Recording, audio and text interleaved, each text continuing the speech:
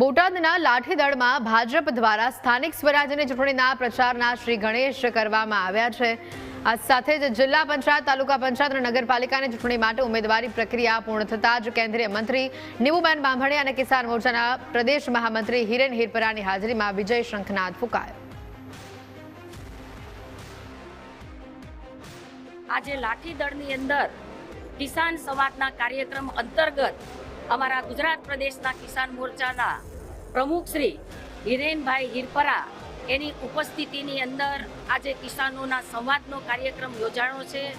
અમારા બોટાદ જિલ્લાના પ્રમુખ શ્રી મયુરભાઈ પટેલના નેતૃત્વ હેઠળ સમગ્ર બોટાદની અંદર નગરપાલિકા, જિલ્લા પંચાયત, તાલુકા પંચાયતની ચૂંટણી લડાવવા જઈ રહી છે।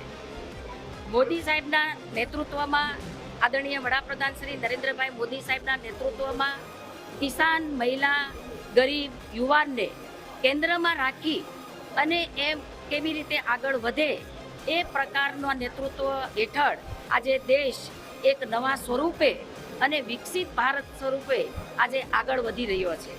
જે સરકારના વિકાસના કામો થયા છે, છેવાડાના માણસની ચિંતા કરવામાં આવી છે, આ કામની વાત, આ વિકાસની વાત એ ગુજરાતના ખેડૂતો સુધી, ગુજરાતના ગામડાઓ સુધી પહોંચાડવાનો પ્રયાસ એ કિસાન મોરચાના માધ્યમથી થવાનો છે।